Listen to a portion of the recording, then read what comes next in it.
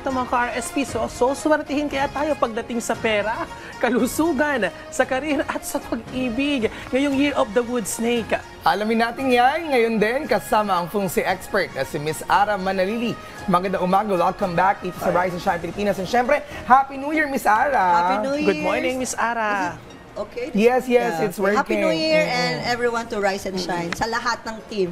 Ayan. Thank you so much. Lagi kang bumisita dito. Of course, I love this family talaga. Naman. Solid, di ba? Feel at home na talaga si Ma'am Ara, no? Yes. Oo. O ito Ma'am Ara, kasi ang bawat isa po sa atin ay may kinabibilangan zodiac sign. Depende po yan sa taon kung kailan tayo ipinanganak. At marami sa mga ka-RSP natin ang curious kung suswertihin ba sila o ang zodiac sign nila ngayong Year of the Wood Snake. Unahin na po muna natin ang money at health. Ano-ano bang mga zodiac signs ang swerte this year pagdating sa money at health? Okay, so ang dragon and snake is under the wealth area, no? So binigyan siya ngayon ng victory energy. So kung ano man yung hinahangad ni dragon or snake ngayon, kailangan umalalay lang siya sa health kasi daming panahon for wealth, but minsan nauubos yung oras to take care of herself. So the dragon will be good for this year kasi si snake and dragon under in one house, wealth area sila. Kaya 'di ba lagi may swerte sa dragon and snake. Ayun. Yan. How about the other zodiac signs? Okay, si monkey and sheep is under the infinity lock. Ibig sabihin, nag-i-infinite pa rin ang lock ng mag-asawa, couple, marriage, at mga babae ang bida ngayon. Kaya ang mga gustong mag-asawa at ikakasal, very positive for this year. Ayun. Yes. Ano yung medyo magkakaroon ng issues when it comes to money and wealth? Okay, from the money and wealth is under the dog and pig. Nako. Kasi bahay talaga yan ng finance.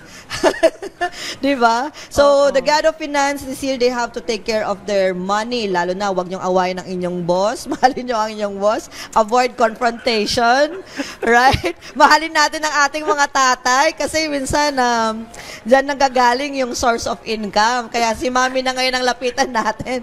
Di ba? Ayun. Yun. So, pwedeng maaring maraming pasok na blessings, Yes. pero alalay lang din sa dog and pig. Kasi sa dami ng blessings ni Pig for the next 20 years, naka-victory siya. But it just so happened that the luck of the dog for the 2025, meron siyang kakibat na penalty. Minsan, pera na nagiging bato pa dahil sa misunderstanding. Minsan, katulad sinisigil mo na siya. Kasi nag-aaway na kayo, so walang return of exchange of money. So we have to try to be more patient. Pero siyempre yung mga tao, we have to be more grateful sa mga taong nagbibigay ng luck sa atin. Ayun. Kumbaga in general din naman dapat talaga maging grateful ka at maging maingat ka at magandang relasyon mo towards your boss, your family, and your friends. Sige, punta naman tayo sa love life at sa career. Alright. Anong zodiac signs? Ang bumubusilak ang love life at rooster. From last year, total loss siya. Ngayon naman, naka-romance luck siya ngayon. So, may partnership ngayon ang rooster. Dahil ang rooster ay mahilig siyang mag-isa, no? Dahil may mga zodiacs na they have their own houses lang. So, si rooster mag-isa lang siya. Si dog and pig, may sarili siyang bahay. Dalawa sila.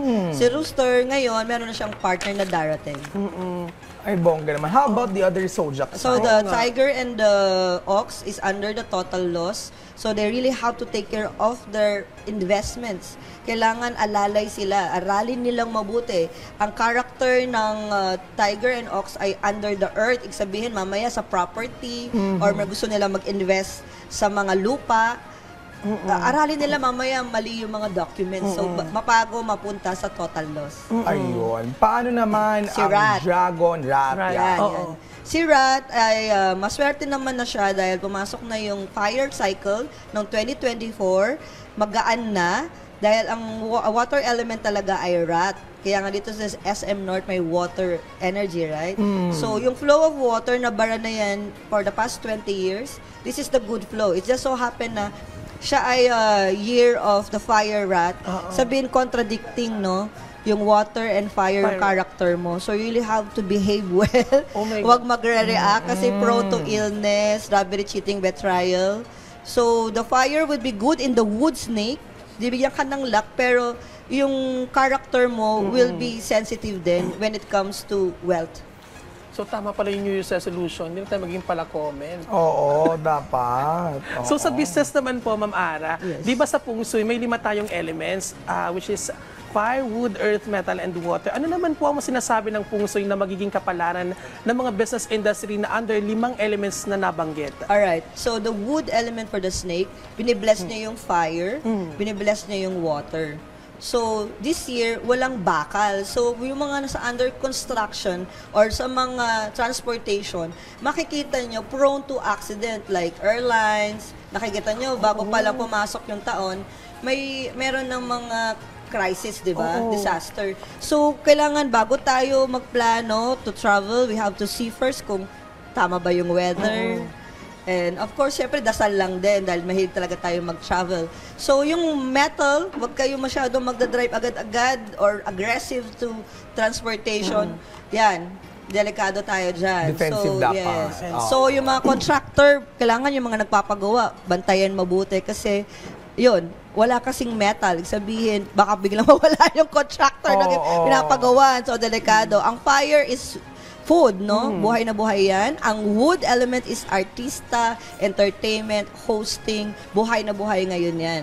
So, yung water is communication also. It is good. Kaya, aalalay lang yung health. Kasi yin, no? Yin wood. Snake yin wood means yin is yung wood is health. So, yin is negative. Kaya kailangan natin, the more na maraming luck, dagdagan pa natin yung good health. Naku, mahalaga talaga yung dasal, Profi, no? Oo naman. Importante yun. Pagdating naman po sa kabuuang taon ng 2025, for the Year of the Wood Snake, ano po ang sinasabi ng Feng Shui dito? Magiging maganda po ba ang taong ito? Yes, of course, the snake is the ally of the Philippines because southeast is dragon.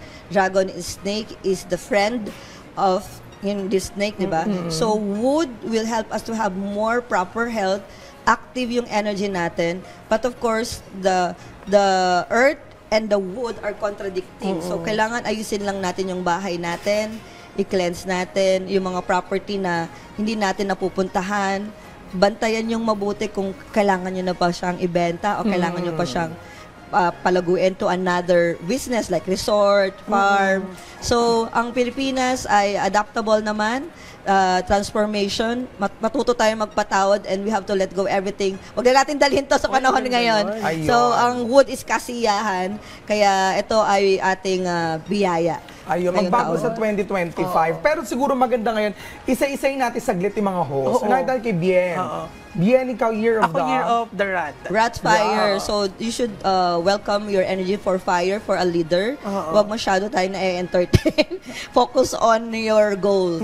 Ayun. How about ako? The dog. TV dog. The dog is really good. Naka-victory siya. But of course, your energy is really up and down. Ayun. You really have to focus on your health also. Okay. And your mental being. Kasi ang dami mo ginagawa para iwas tayo sa penalty, away, gulo. Ay, nako po. Parang I find it therapeutic. Just joke lang. How about si Dayan? Si Dayan, ay... the one and only, the Dragon Dragon. Lady. Of course, the comeback of the victory sa kanya. So, Wow. marami siyang mga good things to happen, travel. Yan. Kontrahin nga natin. Joke lang. How about si Audrey? Audrey? So, the monkey has an infinity and heaven's luck. Isabihin na sa kanya yung 2 luck. So, kailangan magsipag talaga na magsipag. Huwag titigil. Paano po natin Ayun. makukontra yun? Lahat na lang kinontra. Hindi, pero syempre, on the other hand, what can we do is, if there are instances sa feeling natin ay hindi na tayo naging lucky or because sometimes you feel like parang wala na mangyayari for this day, pangit na. Because we're in the same area, that's why we all develop the same memory. So we have to get out of the house or clean the house. Magpahinga tayo. Kasi the space is very universal, no? Hindi yan nababago not unless ginalaw mo. So kailangan natin mag-space movement and then bumalik tayo ulit. Ayun. Alright. Maraming salamat po, Ma'am Ara, sa pagbibigay sa amin ng patnuwet gabay sa ating kapalaran ngayong 2025. Happy New Year po ulit sa inyo again. And thank you po. Stay safe sa buong taon. Thank you, Miss Ara. Happy New Thank you po sa Year. inyong lahat.